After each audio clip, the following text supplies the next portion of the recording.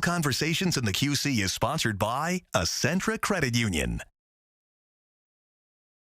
This is Real Conversations in the QC, where Black experiences matter. Black stories are heard. And real conversations happen.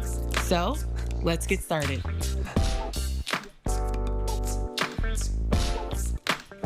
Welcome to Real Conversations in the QC, where we sit down with the people shaping our community and talk honestly about where we've been and where we're going.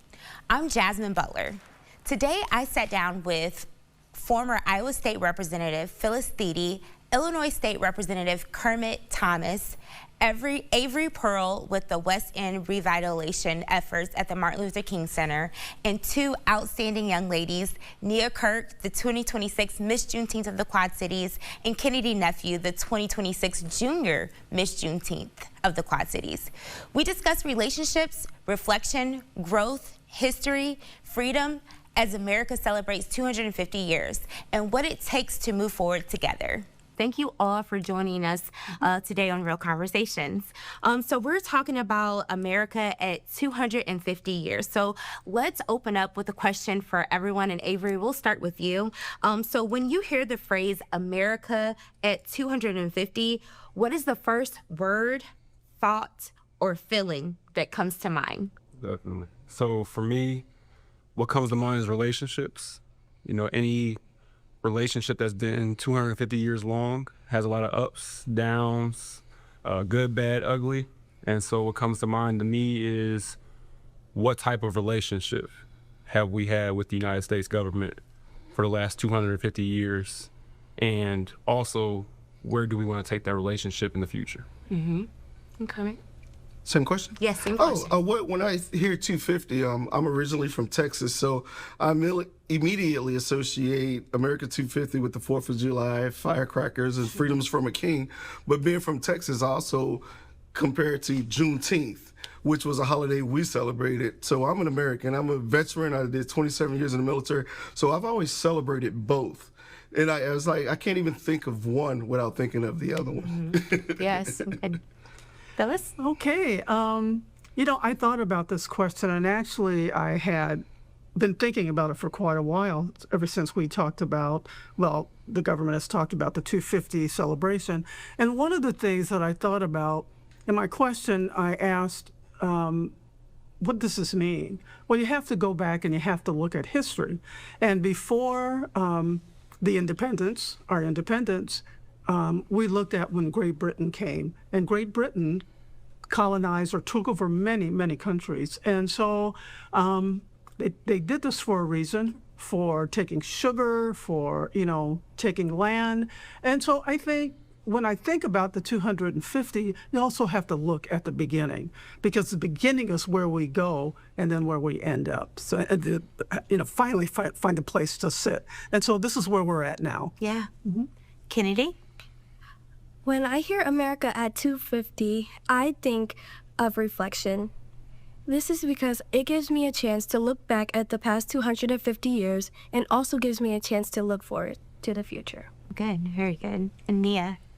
The word that comes to my mind is growth. America has been going through so much in the past 250 years. We have made progress, but there's still a lot of work to do. There's a chance to look at of where we've been and where we're gonna go. Yes, very good. Oh, I love all these perspectives setting us up for this conversation. Okay.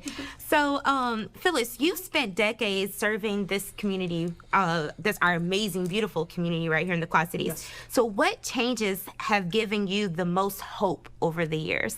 Oh boy, let's see. First of all, I think being able to talk to the citizens of my area, and that was wonderful because I got their perspective on what they wanted.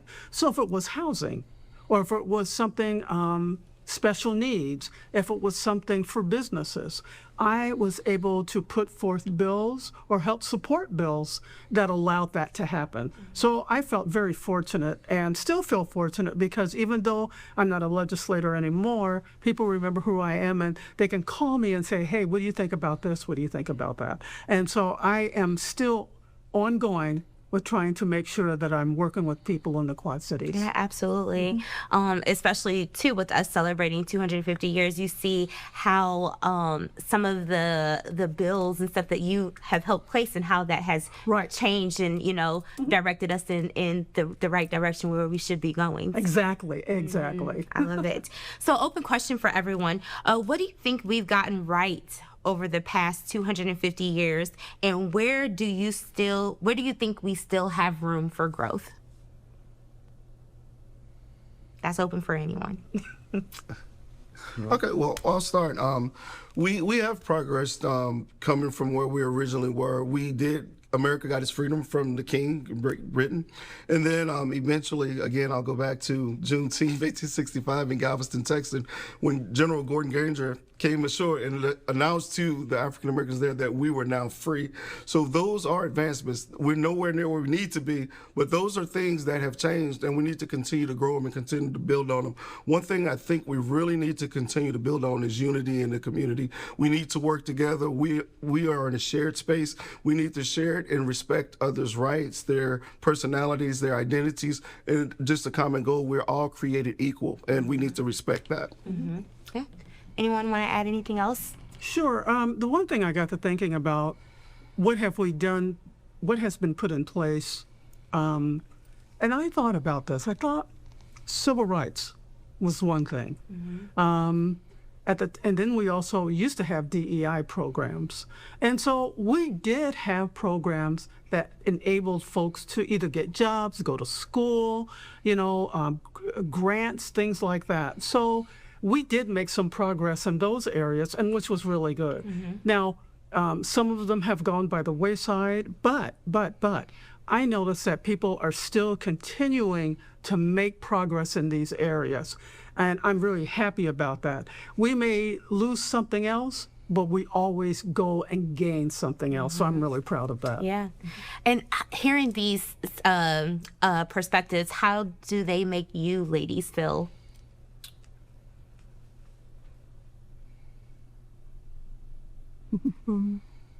This is a tricky question, but we gotten over a lot of things, like equality, kind of. Mm-hmm. But we also still have a little bit of racism because people still get treated differently because of the color of their skin. And that's not a good thing. And I feel like everybody should be equal no matter the color of your skin. Yeah. Awesome. Yes, that's awesome. And if I can interject, one thing I did not say when I said we also had the first African-American president. So that was a huge change, thinking of where we came from to even get to that point. And he just opened up his library in the center down in Chicago. Yes. Can't wait to go visit it. So I definitely want to say that as we see the changes. Mm-hmm. Yeah, absolutely. So how can we create more spaces where people with different perspectives can listen and learn from each other? I think we need to continue what we could already have. Now, I'll give you an example. There are many organizations in the Quad Cities that are functioning at a wonderful level, NAACP, QC United. We have a lot of organizations that are out there who are constantly putting forth programs, putting forth involvement with people of color. And so I think we need to continue with those programs. Plus, we need to add more programs as well. We just don't rest on our laurels. We just keep moving. So I'm really happy about that. And we also have the African American churches.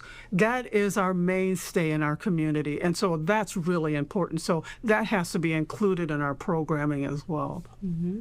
Yeah. So, Kermit, you're deeply involved in the communities. Yes. What conversations do you wish more people were having with one another? I love your platform, so thank you for having me here. But we have to work on strategies that can help people with their education, their health care, and their housing. Because if I'm not properly housed or if I'm not properly educated, I can't then grow and develop and be a positive effect on the communities. We need to put systems in place that can empower all of us. And if someone needs a little bit of help, that's okay. If someone's struggling with their mental health, I go feed the homeless often, and I work with a lot of mental health I'm an advocate for the youth. Often I currently work at Washington Middle School as well. So I'm always working with the youth, but I also look at other entities. Being a veteran, veterans' rights and veterans' abilities to have the resources they need to be successful and be a part of the community is very important to me. We have to make sure that marginalized communities aren't just pushed by the wayside. How do we do that? Through education, through resources, and being able to help them. The church, I'm also the pastor at my church, so I get calls all the time about people needing help, and I respond immediately. You can't help everyone, but as a community, we can help everyone. Yes, that is beautiful. Well said. Jasmine, can I add something? Yeah, absolutely. I think we have grown so much. You know, we've built something to be proud of, and I think that it's important for us to understand growth does not necessarily equate to healing. True. And that's the contradiction I think a lot of us feel today at 250 is while we have grown, there still is a foundational frustration present. And we as the American people need to be able to look that frustration in the eyes, have real conversations, no pun intended, about these things, and take the time that's needed to actually heal, build those relationships, and cultivate relationships with our neighbors, elected officials, business owners, our community, essentially. Yes, beautiful. And I'll just add, let's not just be a community where we sit back and talk about the problem. Let's get involved and help solve the problem, is where I believe. What I believe. Yes. Up next, we'll talk about what we've gotten right over the last 250 years and where we still have work to do, from civil rights to unity, and what healing could look like in our communities. We'll be right back.